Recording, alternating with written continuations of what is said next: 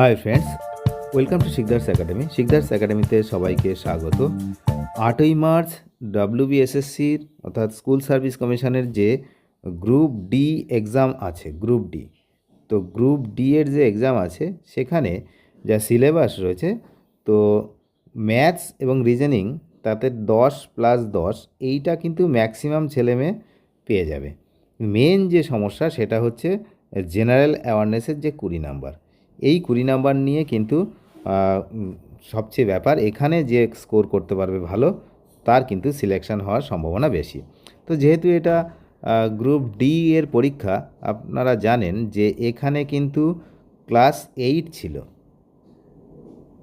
Class যারা 8 তারা কিন্তু অ্যাপ্লাই করতে পেরেছে। তো সেই জন্য কোশ্চেনের যে লেভেল, সেই লেভেলটা কিন্তু মনে হচ্ছে খুবই সহজ হবে, যেমনটা গ্রুপ সি এর হয়েছে। তো এখানে কিন্তু কোশ্চেন লেভেল খুব ইজি হবে। এবার দেখা যাচ্ছে বিভিন্ন মিডিয়াতে সবাই বলছে কোশ্চেন কঠিন হবে। এখন বিষয়টা কিন্তু যা বোঝা যাচ্ছে যে কোশ্চেন কিন্তু বেশি কঠিন হবে না, যেমনটা মনে হচ্ছে। এখন সেটা তো কোশ্চেন হলে তখন বোঝা যাবে। তো আপাতত এই 20টা জেনারেল নলেজ, যে বাছাই করা 20টা জেনারেল নলেজ এখানে আমি এনেছি, তো সেগুলো আমরা চটপট দেখে নিই। প্রথম প্রশ্ন নাম্বার 1 স্ক্রিনে রয়েছে যে ভারতের সংবিধান কার্যকর। এই কার্যকর কথাটা যদি থাকে তো সেক্ষেত্রে কিন্তু আমাদেরকে একটু ভেবেচিন্তে উত্তর দিতে হবে, কারণ কার্যকর আর গৃহীত হওয়া দুটো ব্যাপার রয়েছে। কার্যকর যখনই বলবে তখন আমাদের 1950 সালের দিকে তাকাবো। 26শে জানুয়ারি 1950, অর্থাৎ বি অপশান কারেক্ট। কোন অপশান কারেক্ট? বি। আর যদি বলে গৃহীত কখন হয়েছিল, তখন কিন্তু তার নিচেই জাস্ট যে অপশানটা রয়েছে 26শে নভেম্বর 1949, এইটা কারেক্ট হবে। তো এক্ষেত্রে আমাদের সঠিক উত্তর হচ্ছে কিন্তু অপশান নাম্বার বি। পরের প্রশ্ন, ভারতের জাতীয় সঙ্গীত কে লিখেছিলেন? খুবই গুরুত্বপূর্ণ গ্রুপ ডি এর জন্য। জাতীয় সঙ্গীত কে লিখেছিলেন? সঠিক উত্তর রবীন্দ্রনাথ ঠাকুর। এটা কিন্তু সবাই জানে মোটামুটি, কিন্তু যেহেতু এক্সাম হল তো সেক্ষেত্রে ভুল না হয়, তাই এইগুলো কিন্তু প্র্যাকটিস করতে হবে। পরের কোশ্চেন, পলাশির যুদ্ধ কত সালে হয়েছিল? খুবই গুরুত্বপূর্ণ একটা প্রশ্ন। এই পলাশির যুদ্ধ রয়েছে, আর মহাবিদ্রোহ রয়েছে, সিপাহী বিদ্রোহ রয়েছে, এরকমভাবে কিন্তু গুলিয়ে যাওয়ার চান্স থাকে। তো সেই জন্য এই যুদ্ধ কিন্তু দেয়, এই যে পলাশির যুদ্ধ, সেটা কিন্তু 1757 সালে, অর্থাৎ অপশান নাম্বার এ হচ্ছে সঠিক উত্তর। পরের প্রশ্ন, ভারতের প্রথম রাষ্ট্রপতি কে? এটা এবার কিন্তু গ্রুপ ডি এর জন্য ভেরি ভেরি ইম্পর্ট্যান্ট কোশ্চেন। এই রকম সহজ কোশ্চেনই কিন্তু আসতে চলেছে, সবাই এটাই কিন্তু দেখতে পাবে এই ধরনের প্রশ্ন পরীক্ষার হলে। তো রাজেন্দ্র প্রসাদ আমরা সবাই জানি। আচ্ছা, পরের হচ্ছে এটা কিন্তু ডিসকভারি অফ ইন্ডিয়া যে বইটি কে লিখেছিলেন? এরকম যে ধরনের বইগুলো রয়েছে সবগুলোই দেখে যেতে হবে। তবে ডিসকভারি অফ ইন্ডিয়া এই বইটা কিন্তু খুবই গুরুত্বপূর্ণ লাগলো। তো এটা হচ্ছে সবাই জানে, ডিসকভারি অফ ইন্ডিয়া হচ্ছে জওহরলাল নেহেরুর লেখা, অর্থাৎ অপশান নম্বর বি হচ্ছে সঠিক উত্তর। এবার বিশ্ব পরিবেশ দিবস আগের গ্রুপ সিতে এসে গেছে। বিশ্ব পরিবেশ দিবস এসে গেছে 5 জুন, কিন্তু অপশান যদি এটা রিপিট করে, তো রিপিট কিন্তু কোশ্চেনে হতেই পারে, এমন নয় যে ওটাতে এসছে মানে এটাতে আসবে না। তো সেই জন্য এটা এখানে রাখা হয়েছে। কিন্তু এবছর এই 8ই মার্চের যেহেতু পরীক্ষা হচ্ছে, 8ই মার্চের বিষয়টা কিন্তু আসতে পারে। তাহলে 8ই মার্চ কী হয় আমাদের কী দিবস? এটা হচ্ছে উমেন্স ডে, অর্থাৎ নারী দিবস। এই নারী দিবসেই আমাদের পরীক্ষাটা হচ্ছে গ্রুপ ডি, তাই এই 8ই মার্চটা কিন্তু খুবই গুরুত্বপূর্ণ। যদিও এখানে কিন্তু বিশ্ব পরিবেশ দিবসের উত্তর হচ্ছে অপশান এ। পরবর্তী কোশ্চেন, গঙ্গা নদীর উৎস কোথায়? খুবই গুরুত্বপূর্ণ প্রশ্ন। গঙ্গা নদীর উৎস কোথায়? সবাই জানে এটা, যে বি হবে সঠিক উত্তর, গঙ্গোত্রী হিমবাহ।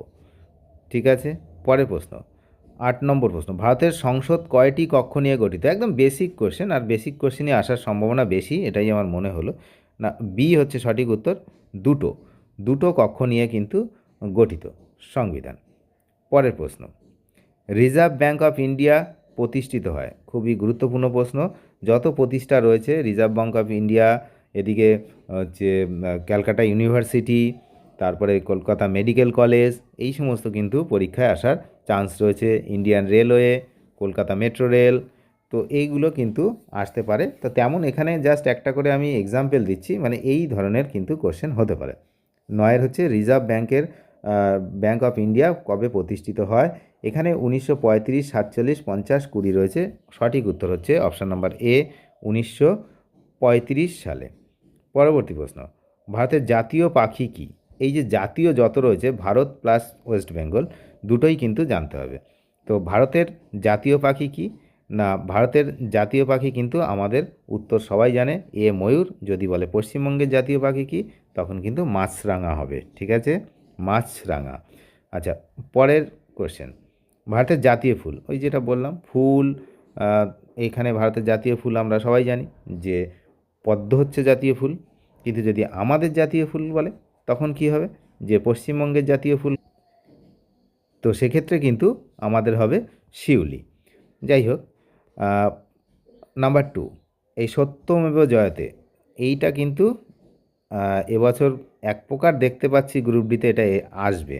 সত্যমেব জয়তে কোথা থেকে নেওয়া হয়েছে, এটা কিন্তু কেউ ভুল না করে, কারণ কোনো বেদ থেকে নেওয়া হয়নি, এটা হচ্ছে মুন্ডক উপনিষদ থেকে নেওয়া হয়েছে। মুন্ডক উপনিষদ, খুবই গুরুত্বপূর্ণ প্রশ্ন। সত্যমেব জয়তে কোথা থেকে নেওয়া হয়েছে। তারপরে হচ্ছে এই ভারতের রাজধানী কি, এই যে এটা কেন দেওয়া হয়েছে, ভারতের রাজধানী যেহেতু আমরা ইন্ডিয়ান বলে আমি এখানে তাই দিয়েছি। এটা কিন্তু যে কোনো দেশের যে কোনো রাজ্যের রাজধানী, অর্থাৎ ক্যাপিটাল পড়তে হবে। এই ক্যাপিটালগুলো পড়তে হবে, প্রত্যেকের ক্যাপিটাল পড়তে হবে, সেই জন্য এটা দেওয়া হয়েছে। যাই হোক, 14 নম্বর প্রশ্ন, জাতিসংঘ প্রতিষ্ঠিত হয় কবে? এখানে আমি একটা যে এই যে ভিডিওটা কিন্তু জাস্ট হচ্ছে এক্সাম্পলস দেওয়া হচ্ছে যে এই টাইপের কোশ্চেন হবে এইগুলো। তার মানে এখানে জাতিসংঘ দেওয়া হয়েছে, মানে শুধু জাতিসংঘ করলেই হবে না, ওখানে আরও যে সমস্ত লেবার অর্গানাইজেশান, তারপর হিউম্যান রাইটস, ইউনিসেফ, চাইল্ডের জন্য, ছেলে মেয়েদের জন্য, তো যা যা আছে, যে সমস্ত সংঘ আছে, ওয়ার্ল্ড মনিটরিং ফান্ড, তারপরে ওয়ার্ল্ড ব্যাংক, এই সমস্ত যা যা আছে সমস্ত কিন্তু যা প্রতিষ্ঠা, সেই প্রতিষ্ঠার দিনগুলো এবং তাদের হেডকোয়ার্টার কোথায়, অর্থাৎ তাদের সদর দপ্তর কোথায়, সেগুলো কিন্তু জেনে যেতে হবে। তো এখানে 14 হচ্ছে জাতিসংঘ প্রতিষ্ঠিত হয় অপশান নাম্বার এ, 1945। 15 নম্বর প্রশ্ন, ভারতের প্রথম মহিলা প্রধানমন্ত্রী, খুবই গুরুত্বপূর্ণ, এটা ভেরি ভেরি ইম্পর্ট্যান্ট। মহিলা প্রধানমন্ত্রী, মহিলা মুখ্যমন্ত্রী, এইগুলো দেখতে হবে। আমি কি বললাম, এগুলো একটা আমি এক্সাম্পল হিসাবে দেখাচ্ছি, এরকম প্রশ্ন, এই টাইপের প্রশ্ন হবে। তাহলে এখানে হচ্ছে ভারতের প্রথম মহিলা প্রধানমন্ত্রী কি আছে, না এখানে যে অপশানগুলো রয়েছে হচ্ছে সরোজিনী নাইডু, ইন্দিরা গান্ধী, প্রতিভা পাটিল, মমতা বন্দ্যোপাধ্যায়। তো এখানে সঠিক উত্তর কিন্তু হবে ইন্দিরা গান্ধী, অর্থাৎ অপশান নাম্বার বি হচ্ছে সঠিক উত্তর। পরবর্তী প্রশ্ন, ইসরো প্রতিষ্ঠিত হয়, ওই যে আমি যেমন বললাম যে প্রতিষ্ঠার দিবস, ইসরো কবে প্রতিষ্ঠিত হয়? ইসরো প্রতিষ্ঠিত হয়, এখানে যে সালগুলো রয়েছে তার মধ্যে কোনটা হবে সঠিক উত্তর, কোনটা হবে, সেটা হবে 1969, অর্থাৎ অপশান নাম্বার এ। ভারতের জাতীয় প্রাণী, এই জাতীয় প্রাণী খুবই সমস্যামূলক একটা প্রশ্ন, কারণ এখানে যদি অপশান সিংহ বাঘ দুটোই থাকে, সেক্ষেত্রে আমাদেরকে কিন্তু বাঘ দিতে হবে, আর না হলে যে কোনো একটা থাকলে তো সেটাকে দিতে হবে, কারণ বাঘ সিংহ দুটোকেই কিন্তু জাতীয় প্রাণী হিসাবে গণ্য করা হয়। কিন্তু যেহেতু বাঘকে, অর্থাৎ টাইগার প্রথমে জাতীয় প্রাণী হিসাবে আমাদের গণ্য হয়েছে, তাই বি হবে সঠিক উত্তর, বাঘ। Question number 18, quit India movement, অর্থাৎ ভারত ছাড়ো আন্দোলন, এই যে ভারত ছাড়ো আন্দোলন, সেটা কখন শুরু হয়? না 1942 সালে। তো এখানে একটা আন্দোলনের কথা আমি বললাম, এরকম অনেক রকম আন্দোলন যেগুলো রয়েছে সেগুলো কিন্তু পড়তে হবে। 19 নম্বর প্রশ্ন, তাজমহল কে নির্মাণ করেন? প্রত্যেকে জানে যে তাজমহল কে নির্মাণ করেছিলেন, কিন্তু যেহেতু এক্সাম হল, সেই সময় কিন্তু উল্টোপাল্টা জায়গায় পড়ে যেতে পারে, যাতে না পড়ে শাহজাহান হচ্ছে এর সঠিক উত্তর হবে। তাহলে শাহজাহান সঠিক উত্তর হওয়া মানে অপশান নাম্বার বি হচ্ছে কারেক্ট। আর লাস্ট প্রশ্ন হচ্ছে 20 নম্বর প্রশ্ন, ভারতের সংবিধান গ্রহণ করা হয় কবে?